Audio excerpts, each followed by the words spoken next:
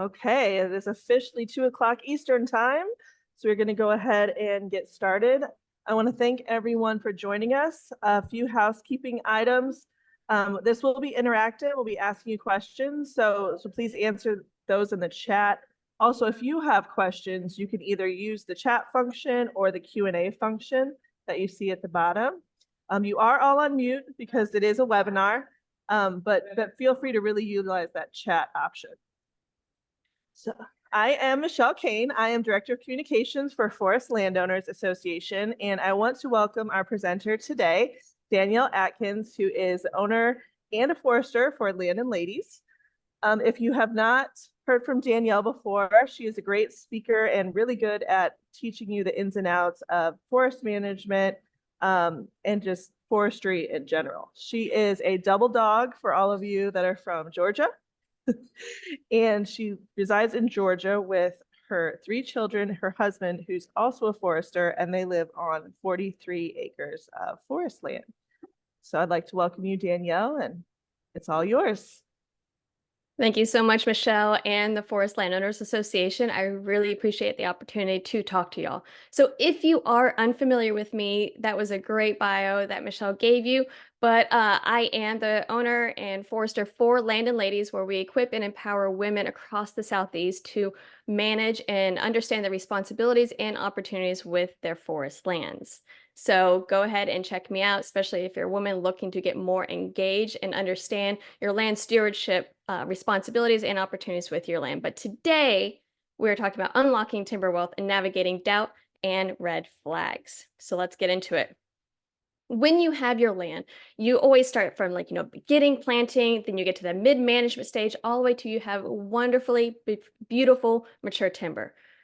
But at some point, it is relatively inevitable that we will be facing a timber harvesting time period. Now, harvesting can look a variety of different ways, whether you're doing thinnings or shelter wood cuts or clear cuts. I often teach and talk about from the clear cut point of view because we're in the Southeast and that's one of the most common management harvesting operations. But these principles that I'm going to be going over today are going to be relevant no matter what type of harvesting you are going to be pursuing.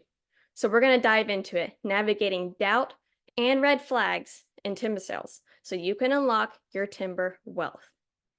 All right, so timber sales are really similar to when your car breaks down and you're trying to figure out, what do I do next? And I often use this example, especially with women, but I believe this is probably a very common experience with a lot of different men, especially if you aren't necessarily car savvy. So your car breaks down and you're trying to figure out, what do I do? And I would love to know, what are some of your first thoughts when you have no idea what's going on with your car? You probably take it to a car mechanic and he tells you exactly what you need to do, right? Or if it is a travesty and he gives you this outrageous number and expense of what has to happen, or tells you that it's irreparable, you might be considering getting a new car. And so we have these two different opportunities that we have to move forward with. Do we trust this car mechanic and what he's saying? Do we go buy a new car? And of course, we all know the different car salesman techniques, and they both give us very particular feelings. And I definitely want to hear, what type of feelings do you have when it comes to your own timber sales? Are they similar to when you have to go visit a car mechanic? What are some of those stereotypical thoughts that you have when you're visiting salesmen? And when we think about oh, we are getting taken advantage of, we often think that it's going to be very, very obvious to us. It's going to be this looming dark figure that we are going to be able to pinpoint, like, that guy. That guy is a slimy cheese ball right here, and he is just trying to take advantage of me. But oftentimes, it's the charismatic person and the person that's very confident that you actually have a great rapport with. And so you have these two people who are very friendly. You're getting along great, your personalities mesh, and you're trying to figure out, what is it that I need to do? I have this opportunity or problem at my hands. And when it comes to selling our timber, these things are still the same, but even more so, we have all these different people whispering in our ears of what we need to do, how we need to do it. Because cousin Joe's, tax accountant had a cousin's brother, because that makes sense, by the way, who told you that you needed to harvest your timber or you needed to wait till next Monday because the market was going to go up. We have all these different things going on in our head while also having these very charismatic resources in front of us. And we're trying to figure out, where do we go? Who do we trust? What is the right thing to do? And we just constantly are coming up with these what if scenarios in our mind. Am I getting taken advantage of? Can I trust this person? How do I know this is the right way to go? So, the first question that you need to ask yourself if you're in this type of situation is, why are you selling your timber? And so I want you to put in the chat box right now and say why you are even considering selling your timber. Because if you don't have this solid why of why you are even listening to these offers or listening to these opportunities, then you are constantly going to be filled with doubt. And no matter what anybody says to you, you're not going to know how to navigate and how to move forward. But before we go into what I really want to teach you and talk to you about today, which is going to be how to identify and navigate that doubt, I want you to understand one thing. Before you do absolutely anything, you need to always remember this: it's your land, okay? You have the ultimate sway. You don't need to let anybody strong arm you into one decision, one way or another. You don't need to let anybody strong arm you into selling your timber and cutting the trees, as well as you don't need anyone to strong arm you into why you shouldn't cut your trees, okay? You have the ultimate say.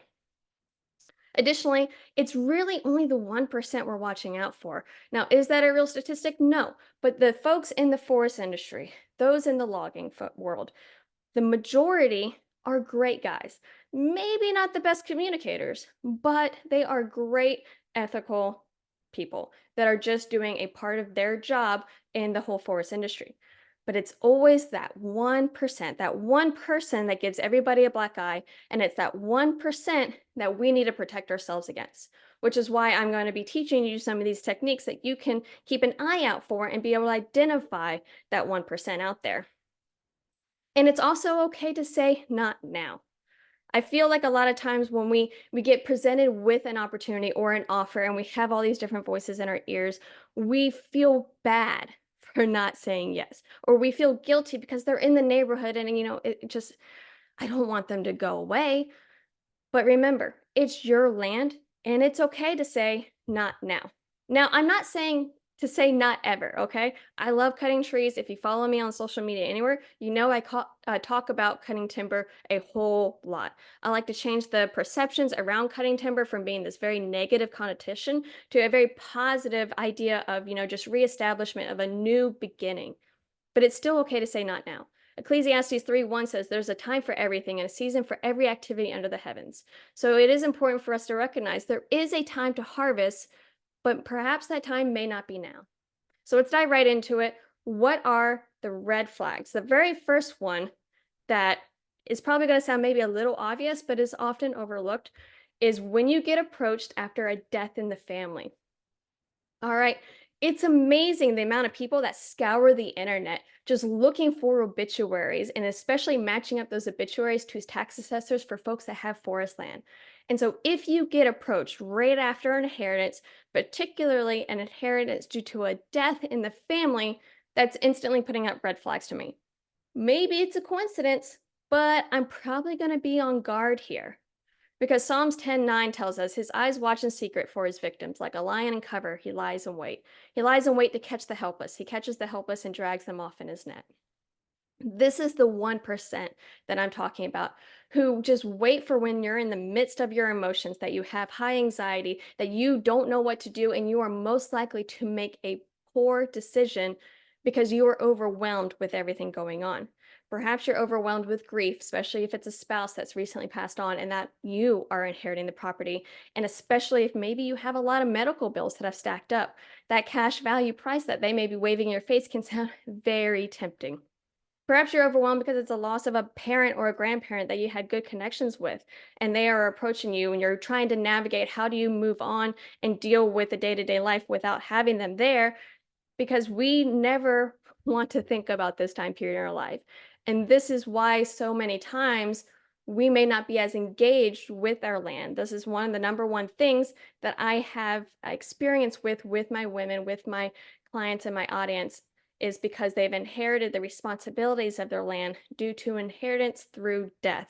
They've never been engaged before because they don't want to think about having to take that on without their loved ones there.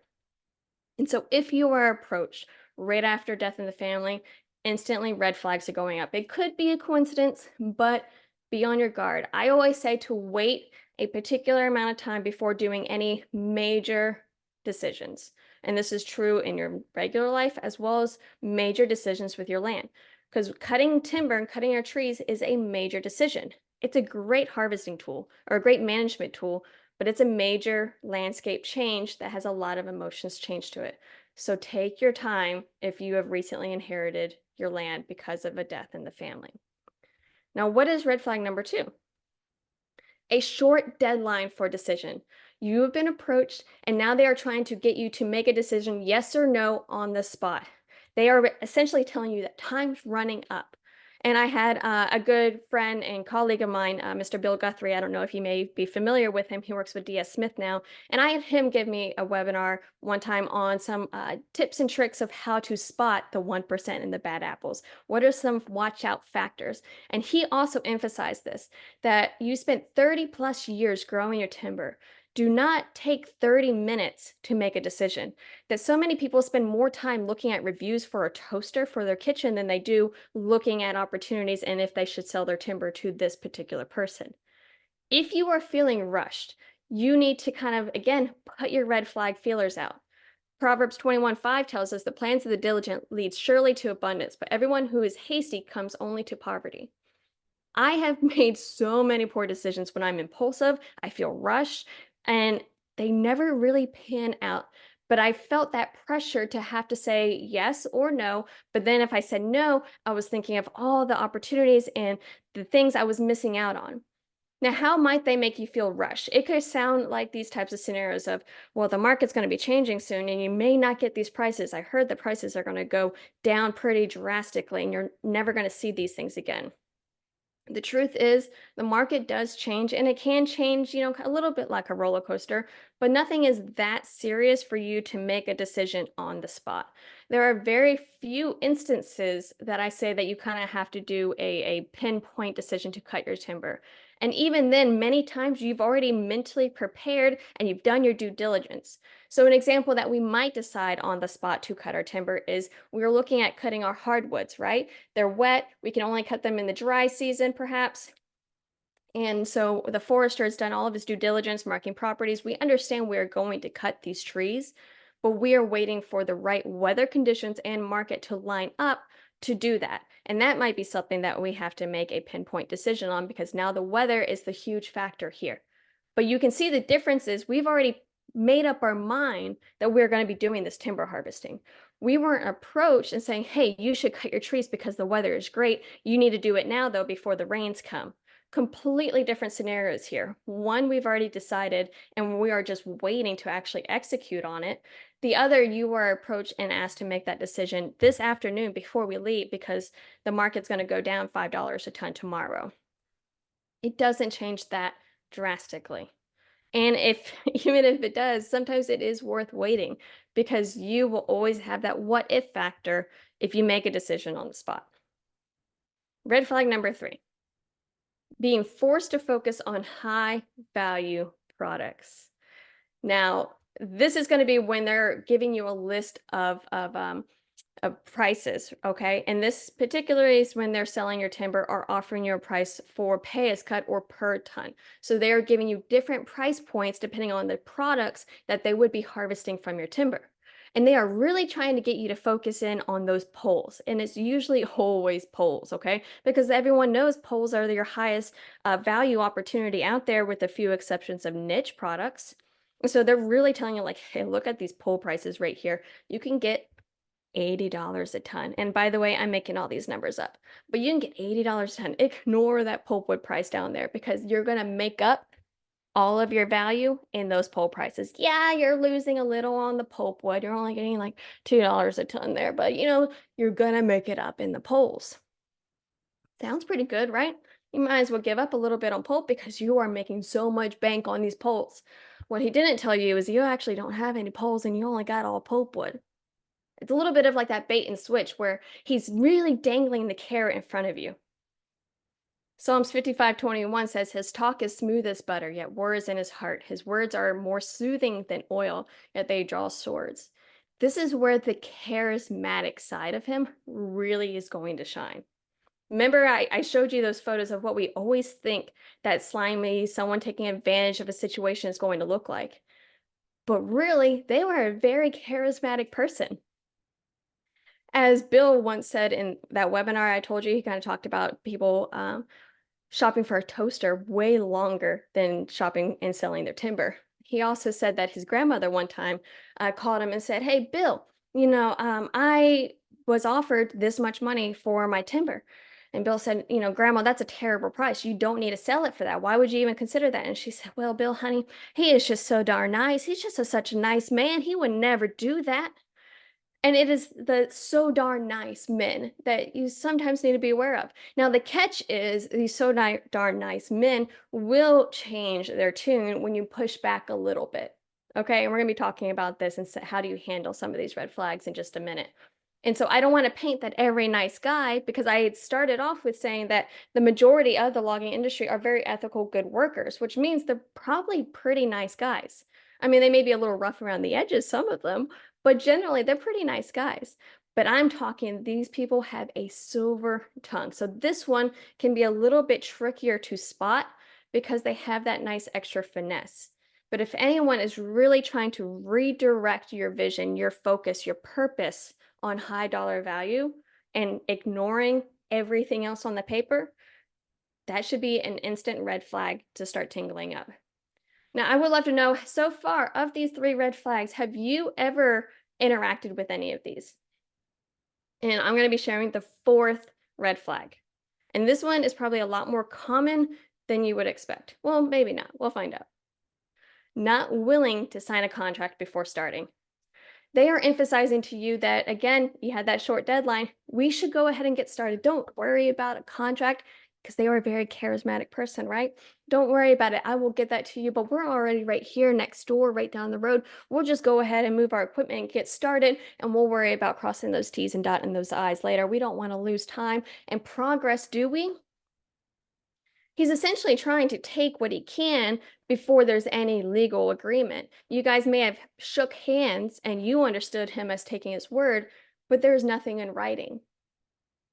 Proverbs 11:5 says, "Whoever puts up security for a stranger will surely suffer. Whoever refuses to shake hands and pledge is safe." I hate to think that handshakes don't mean anything in your world.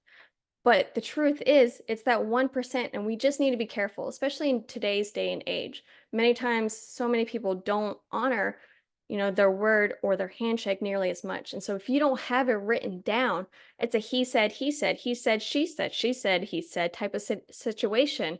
And you're not going to be able to prove anything. Memory is also a very funny thing too. And so sometimes this can be a not an intentional taking advantage of, just memories think of things differently as well. If there's been a long time from when you actually sold your timber to when operations begin, perhaps our memories can play tricks on us. We remembered the conversation this way and they remembered it that way. If you're not familiar with forestry jargon, you can also be using the exact same words and have completely different meanings and understandings. You could be saying we're going to be working behind the house, and he's saying we're working on the north side. Well, the north side's actually on the left side of the house, not the south side of the house. So the pines you thought were going to get harvested never got harvested, and the ones you never wanted to cut right now did. You guys said what you thought, you guys were on the same page, but there was nothing in writing, and it was a verbal miscommunication and understanding. So never get started without having a contract. Now, I'm going to give another example of how someone that maybe is trying to pull the wool over you, and get started and start operating, take some timber without signing a contract, but may not sound in the way you may think it goes.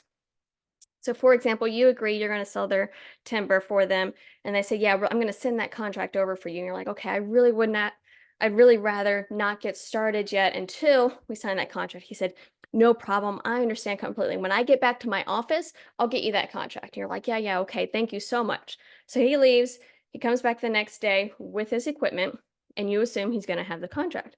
And he's like, "You know what? my printer wasn't working, and so I wasn't able to print it out. I'm like, well, can you email it to me? He's like, oh, it's on my desktop on the hard drive there. I don't have it on my phone, but I promise as soon as I get back to my office today, I will send it to you. But I already got my equipment here, so would you mind if we just go ahead and get started and I'm going to email it to you and you can print it off at your house. And you're like, well, he's already got his equipment here, right?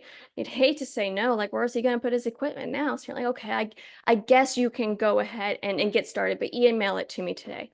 And he says, yes, yes, okay. So he comes back, maybe the next day or a few days later. They're cutting now, by the way, at this point. You don't have a contract in your email. So you call him and say, hey, I don't have that contract. He goes, oh, I swore I sent it. Maybe it got stuck in your spam box. You should probably check that. And you go, okay, so you check your spam box, not there. So you call him back and you're like, it's not in my spam box. Can you send it again? He said, oh, I would love to, but I'm actually on the road already, so it'll have to be tonight. And we can see how this keeps on getting pushed further and further and further. Next thing you know, all your timber is cut. Maybe it was done well, maybe it's not. And you never got a contract. You don't have proof of anything. And perhaps in the middle of that, your payments went down or your checks started bouncing. You don't have any proof of anything because you never actually got that contract. That is, I'm not going to say a real life scenario, but is a very more realistic example. Because I think when we talk about not signing a contract, we instantly expect them to be like, oh, no, we don't need a contract, blah, blah, blah. And we forget how it is going to be a very charismatic experience and that they're going to seem like such a nice guy. And these are very valid excuses, for lack of better words. My printer doesn't like to work all the time. It's constantly on the fritz. Emails get lost all the time. Even when I generally do send them, they go into the internet mystical world and I have no idea why it never sent. These things are valid things that actually do happen. But we can see how he's using these excuses over and over and over again. And if he's someone of bad character, there's going to be some problems and troubles down the line, and there's going to be nothing there to prove your side of the story and what you actually agreed to. So, how do we handle our potential red flags? How do we handle these scenarios? Because another thing I do want to talk about too is that a lot of times these aren't necessarily going to be one and dones. It's not a, they contacted me after someone died, and so instantly, no. It's not a, they're rushing me for a decision, so instantly, no. It's not a, they're trying to showcase all of these amazing product opportunities I can get out there, so he's trying to take advantage of me. I don't want to create this fear in there.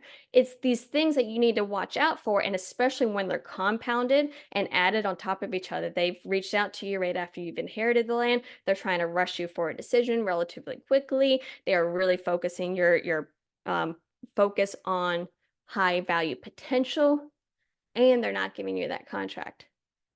It could be a mixture of maybe only two of them, perhaps, with that little bit of a gut feeling. So, how do we handle these situations? How can you help protect yourself against there? Number one, get clarity, gain clarity. If you don't know what you have, if you don't know what you're doing, if you don't know why you're selling that timber, like I asked in the very beginning, why are you selling this timber? No matter what they say or what you do, you're not gonna understand if they're trying to take advantage of you not. So you can gain clarity by interviewing at least 3 consultants. Now, a lot of these situations, it's not necessarily a consultant who's trying to buy your timber. It's a logger, it's a procurement forester, it's a wood dealer. Consultants traditionally act in favor for you. They're acting as your representative. And so, if you are approached to sell your timber, my number one advice is to get a consultant who's experienced in the industry, understands what stumpage rights are going on right now, understands your local market opportunities, and then to interview 3 of them. Again, if you interview 3 and you're getting relatively similar answers, you know these are the standards for your areas. I also recommend to interview 3 because if you have, say, a cousin, Joe, I like the name Joe, so we're going to stick with cousin Joe who sold his timber recently, and you heard about his prices, but you live, I think I saw someone in New Jersey, so you live in New Jersey and I saw somebody else in Florida, and cousin Joe lives in Florida. You guys have completely different markets. You cannot compare your stumpage rates and your opportunities and how your logging operations went. Completely different animals. And even in Georgia, where I'm at, I'm on southeast Georgia along the coast. my market opportunities and how my stumpage rates are going to be are drastically different than those that are going to be closer to Atlanta or Athens, Georgia, which are about 4 to 5 hours up from me. Completely different animals within the same state, different animals from Southeast Georgia to Southwest Georgia. So, interviewing 3 local consultants is going to really give you the right comparison of what's normal for your area. Always sleep on it. Never make a decision right there on the spot. Sleeping on it, you'll either feel better and a little bit more comforted and comfortable with moving forward, or you're going to be like happy that you did not actually do that. I also refer to this sometimes as like flipping a penny, that when I flip a penny and I'm not really sure what I want to do, I pick one side as heads, the other side as tails. And if I'm happy with that it landed on one side, it kind of shows my true feelings. If I'm like, oh, I didn't really want that side to actually land, again, it helps me show my true feelings. Sleeping on it with such a major decision is going to do very similar aspects for you. It's going to give you a little bit more peace. It's going to help you step back, especially if they are super charismatic with that silver tongue and that you were feeling really good about it. Sleeping on it is going to take away a little bit of those rose colored glasses that they may have put on you in that moment. Again, never start without a contract. I cannot emphasize this enough. Do not start. Do not let anybody get on your property without having a contract first. Now, if you work with a consultant, you'll have a contract with them. It'll be very, very simple, a one pager. But I'm talking about a timber sale contract, talking about what prices you're actually going to get, where they're harvesting, any damage and BMP clauses that need to be in there. All the T's and I's need to be crossed on there before they actually cut a single tree. And ask many and specific questions. The more questions you ask, and especially the more specific questions you can ask, is going to help identify or help them recognize that you're not going to be taken advantage of very well. Even using just some of the jargon out there, even if you don't fully understand maybe what some of these words mean, if you're able to speak some of the jargon, they're going to know you're a little bit more informed and they're not going to be able to trick you and fool you quite as easily. Asking questions also helps give you that clarity or that comfort level that you need to move forward. So the question is, does selling your timber make you feel like when your car broke down? If you can ask the questions and I recognize these red flags, these indicators that someone is trying to take advantage of you when you go see that mechanic or that car salesman, you'll be able to recognize off the back if they are trying to fool you, pull one over your eyes, take advantage of you, or if their answers are genuine and honest. So I don't want to leave you there. I want to give you some resources that are at your fingertips that are going to be able to help you ask some of those questions that you may need to help you gain some more of that clarity that are going to help you be more specific in your questions. So the first one is I provide a ton of different blog articles absolutely free on these various topics on cutting timber, on timber sales, on timber value. Specifically, I wanted to point you to my podcast. In season 1, number 33, I specifically go into 3 ways you can ask specific questions to gain clarity. How can you ask questions even if you don't even know what to ask to get the right answers? And in season 1, number 10, I talk about finding the right consultant for you. So how do you go about interviewing a consultant? What questions should you ask and be able to compare apples to apples? So you should go check out those 2 episodes right there that are really going to help you move forward to get more specific in your questions and help you gain some of that clarity. The next thing is go check out your local extension and forest agency offices. Get connected, get engaged with those that are in your local areas. Now, they may not be able to tell you who are the bad apples because there's some legal restraints with there, especially if they work for government, but they can help advise you perhaps and say, no, your timber is not ready to be harvested yet. And they'll probably be able to give you some other great free resources on how selling your timber might work. Here are 7 steps that you need to consider. Usually, they always start with a consultant. They may be able to help direct you to how to find some local consultants and who to call in those local areas within maybe a 60-mile radius. Getting connected with these resources, again, it's just going to help you feel more comfortable, confident, understand more of that jargon that especially is associated with timber harvesting. And I, of course, have my own Selling Your Timber A to Z online course. But before we get into that, I wanted to share with you another free training I do have. It's called How to Sell and Get Paid, and this is to really eliminate some of those what if factors. I specifically dive into, what are the two methods you actually do sell your timber, and what are the two methods that you can get paid, and then why you might choose one over the other. So to find that free training, you can go to www.landandladies.com, how to sell and get paid. Michelle or I will, after this, throw it in the comments so you can get it there. You can also find it in the free resources tab of just landandladies.com. It will be there for you. It's about a 30-minute audio training that gets emailed directly to you. And again, I kind of go through that process of what are these terms that get used and why do you sell your timber one way versus another? And what are your two payment options of how you can get your money from your timber? Again, the more you know, the more you understand is going to help you eliminate those seeds of doubts of those what ifs he's trying to take advantage of me. What if this isn't the right way to do it? Why is he doing it this way or that way? Because you'll have a more of an understanding of what's the norm, but more importantly, you have more of an understanding of how to ask your questions.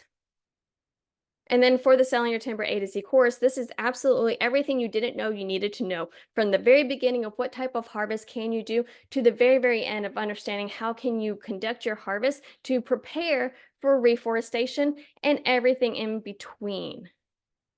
The heart of the discerning acquires knowledge, for the ears of the wise seek it out. Proverbs 18:15. Now, normally I sell this for $5.97. For less than 1% of your total timber sale, you can get all the tools and resources and understanding of how this entire process works.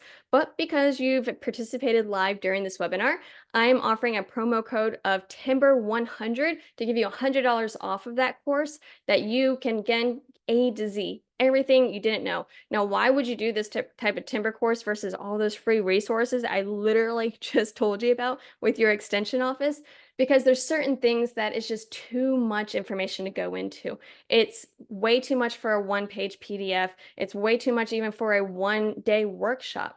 I really break down everything from understanding the equipment and the order of equipment you can expect to come on your property, about thinning to clear cuts, to understanding what are some best management practices. I go into contracts, what needs to be in your contract, how do you navigate that type of area, what are some realistic timeframes that harvesting operations go through that you need to be aware of, all to really eliminate the what if questions in your mind so you can harvest your timber with confidence and clarity. So I go through all those details that the extensions and the forest agencies and a lot of these other free webinars just can't go into because it's just too much. But as a recap, because today is all about navigating and recognizing those red flags, understanding what is going out there that someone might be trying to pull some of those sales techniques on you. As a recap, if you are approached immediately after inheritance or death in the family, red flag. If they are pushing you for short deadlines for a decision, red flag number 2. If they are trying to intentionally redirect your focus on high value potential and ignore everything else on there, red flag number 3. And if they refuse to give you a contract, or if they're giving you 1,000,002 excuses of why they don't have the contract ready for you and want to go ahead and get started, red flag number 4, and you're out the door essentially. Now, I do want to say mailers are a very common technique for a lot of folks in the forest industry. And I told Michelle before we got started, I actually got a mailer myself. I know you can't really see that. And the situation is slightly different. They are a tree service for yard trees. But essentially it says, our company's larger crew will be doing tree work in your neighborhood in the next weeks or so. If you have large trees or multiple trees you need removed, pruned, or need clearing up, it'd be a great time to save on a larger tree care project. Call now for a free estimate. And they signed it and they gave their number. This is a common approach for a lot of loggers. If they happen to be in your area, you may receive a letter saying, hey, well, you're in your area. You may receive a letter or a postcard from consultants or real estate agents who also do forest management or wanting to sell your land. That's a very common approach. Receiving a mailer isn't automatically a red flag. Now, if this was personalized saying, dear Miss Atkins, I see that you have 43 acres back there, which I have received this letter to right after I purchased our 41 acres behind our home site. They said, you know, dear Mr. and Mrs. Atkins, we see that you have these 43 acres. We would love to offer you this cash value of about $82,000 for your land. Give us a call if you would like to move forward.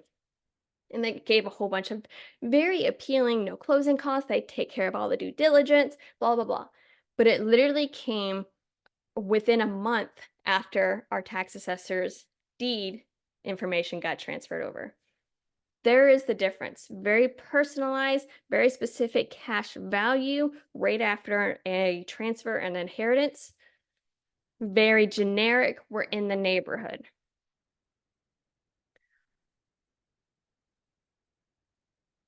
Harvesting is a great opportunity. It's a wise management tool. It's beneficial and important for us to make a profit from our trees. Galatians 6:9 says, let us not become weary in doing good, for at the proper time we will reap a harvest if we do not give up.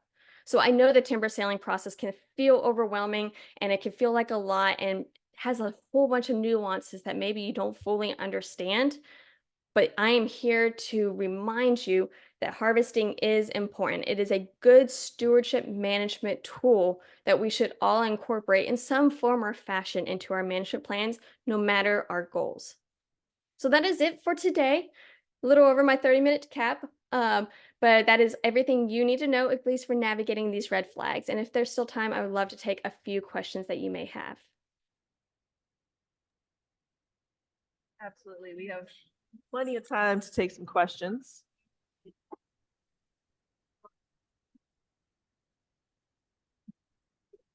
And if you see the chat, you'll notice that there are very different ways of management and very different requirements depending on where you're located.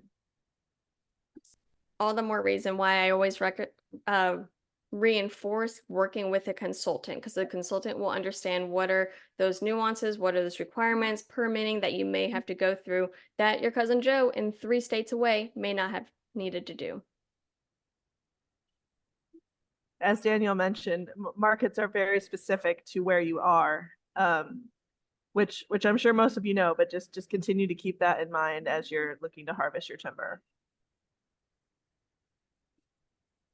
And I see it looks like James Garman, I'm just scanning the comments real quick. Looks like you referenced that Washington State puts out a timber price sheet, and there are several timber price options and markets that you can actually gain stumpage prices in the Southeast. There's Timber Mart South.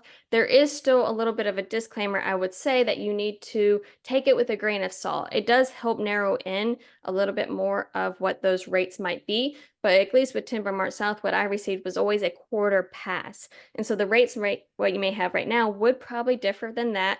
And again, you have localized conditions that may vary of what you would be offered, because just for example, in Georgia, those rates were southern wide. And I told you there's a big difference in Southwest and Southeast Georgia. So those are great kind of pinpointing, giving you some parameters, but still take it with a little bit of a grain of salt. All right. Well, I'm not seeing any questions come in because you did such an excellent job, Danielle, as always. Thank you. But if anyone does have any questions that come up later, feel free to reach out to either forest landowners or to Danielle, and we'll be happy to assist you. I want to thank you all for joining us today. We are recording this, and we will send a follow-up email with all of the information that Danielle provided. Thank you so much for the opportunity. Absolutely. Hope you all have a great day.